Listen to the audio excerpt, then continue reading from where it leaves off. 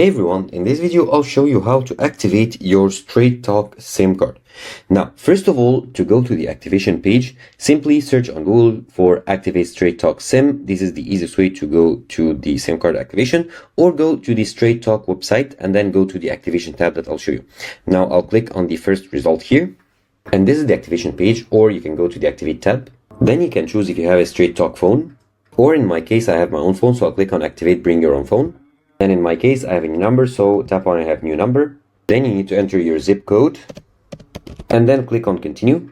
Then here you need to enter your device's IMEI number. You can find it here. They give you the instructions. On iOS, go to settings, then general, then about. Or on Android phone, go to settings and new phone, and you should see your IMEI number. Now you need to enter it here and then agree to the terms and conditions.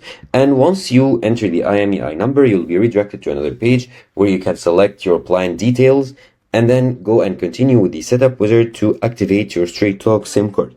Now, in order to get it to function on your device, you need to make sure the SIM card is inserted correctly in your device, and that should do it.